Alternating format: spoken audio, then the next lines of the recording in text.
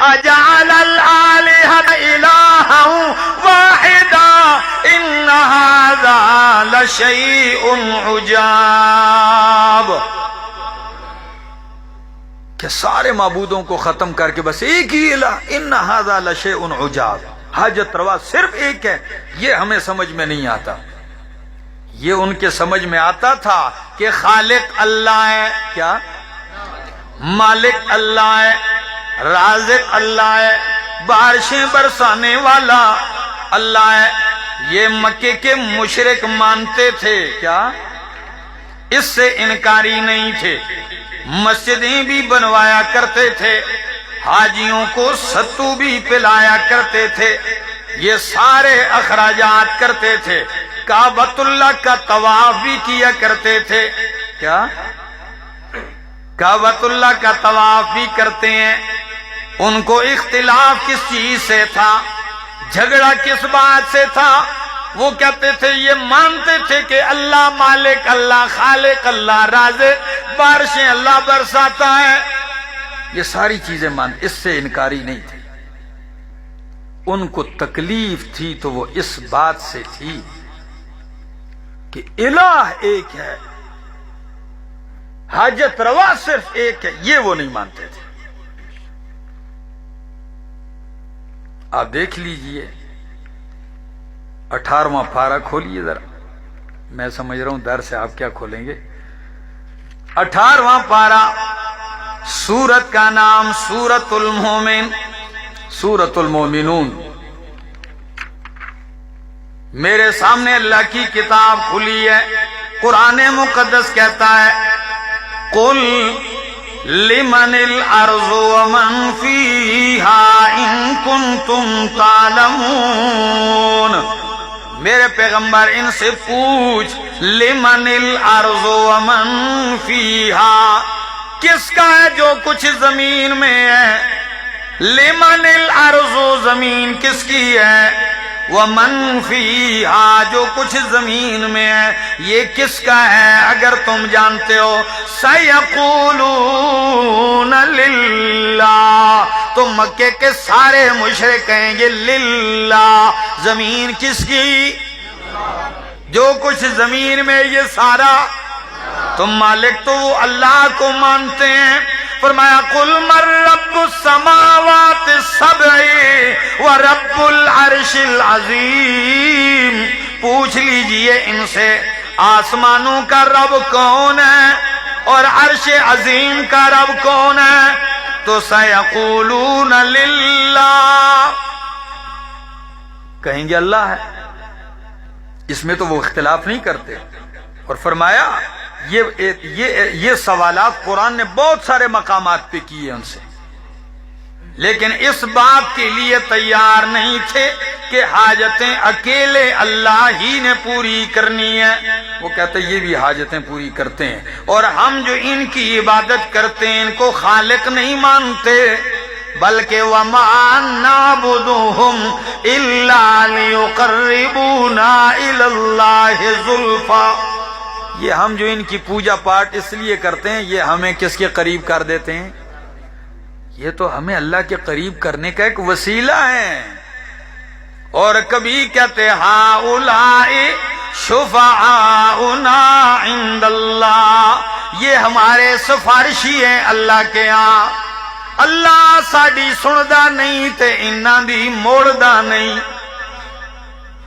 انہاں دی، ہاں ان کے چہرے کی اتنی لاج ہے، یہ کہہ دینا کہ اللہ اس کو بخش دے تو بخشنے بغیر چارہ ہی کوئی نہیں ہے. اسی کو تو شفاعت قہری اور جبری کہا جاتا ہے. اور آج بھی یہ کہتے ہیں بادشاہ ساڈی انہاں دے اگے تے انہاں دی انہاں دے اگے. ہم ان کے آگے روئیں گے تو یہ اللہ کے آگے روئیں گے جا کر. عجیب عقیدے بن چکے ہیں. مزار پہ بیری کا درخت ہے اور اس کے نیچے عورتیں بھی چکر لگا رہی ہیں، مرد بھی چکر لگا رہے ہیں چادریں لے کر، اور اس نیت سے کہ اگر اوپر سے پتا گر گیا بچی پیدا ہوگی، اگر چادر دوپٹے میں بیری کا دانہ گر گیا بیٹا پیدا ہوگا. میں نے کہا اگر پوری بیر گر گئی پھر لشکر نکلے گا. دماغ بھی نہیں مشرک کا. ایک جگہ پروگرام تھا، میں جا رہا تھا پنجاب میں، تو وہ گاؤں والا آیا تھا مین روڈ پہ لینے کے لیے، میرے ساتھ گاڑی میں بیٹھا، چلتے چلتے لنک روڈ تھا اس پہ جا رہے تھے. اچانک میری نظر ایک جگہ قبر پہ پڑی. میں نے ڈرائیور سے کہا ٹھہر جاؤ. وہ مجھے کہنے لگا جی ٹھہرو نہیں، آگے چلنا ہے ہم نے. میں نے کہا میں نے ایک چیز دیکھی ہے. وہ کیا ہے؟ کہتا کوئی اوپری گل نہیں. میں نے کہا اوپری تو ہے. میں نے کہا یہ کیا؟ کہتا ہے قبر ہے. میں نے کہا قبر میں نے بھی دیکھی ہے، پر حیران اس لیے ہوں کہ اوپر پنکھا لگا ہوا ہے. پنکھا لگا ہوا ہے. میں نے پوچھا میرا بھائی یہ بابا جی کو گرمی لگتی ہے؟ کہتا نہیں جی. تو میں نے کہا پاس مہمان آتے ہیں ان کو گرمی لگتی ہے؟ کہ نہیں جی اس لیے نہیں لگا. میں نے کہا کس لیے؟ کہتا جی قبر پہ سفید سنگ مرمر لگا ہے تو مکھیاں اور پرندے آ کے بٹھ کرتے ہیں.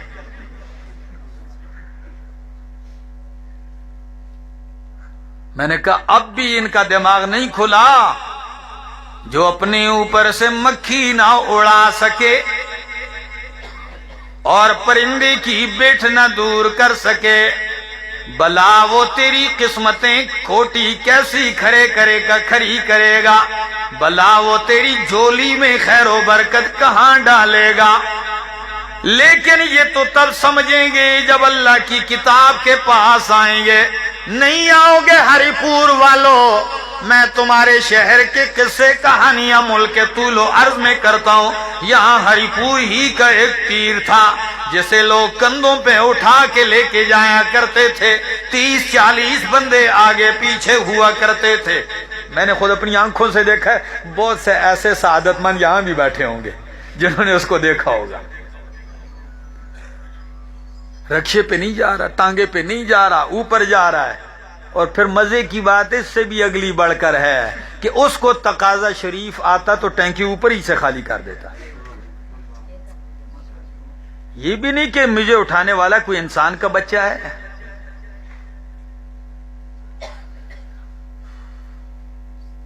یہ بھی نہیں کہ وہ ناراض ہو. اس سے آگے بڑھ کر وہ نیچے ایسے چلو رکھتے، پھر اس کو ایسے ملتے جسم پہ.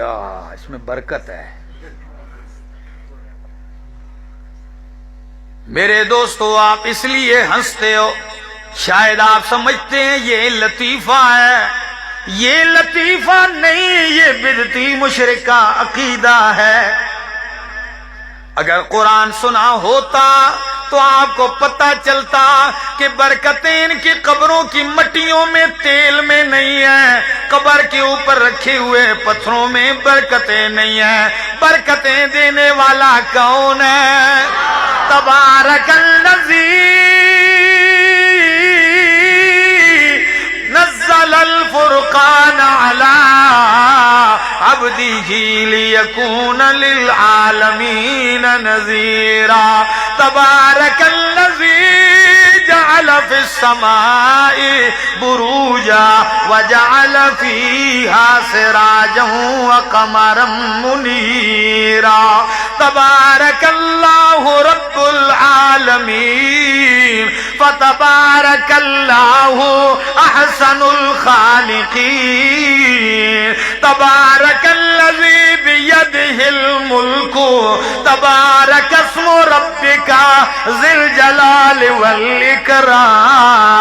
نماز میں بھی پڑھتے ہو سبحانک اللہم وبحمدک وتبارک قسمک. اللہ بابرکت نام تیرا ہے.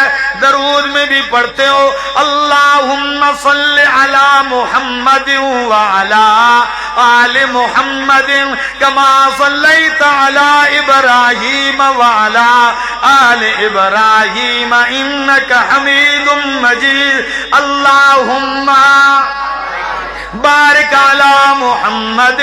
اللہ محمد پہ برکتیں نازل فرما. جب دن رات یہ پڑھتا ہے پھر ماننا ہمارا عقیدہ کہ محمد عربی کو بھی برکتیں دینے والا کون ہے. سن لیجئے حدیث ذرا.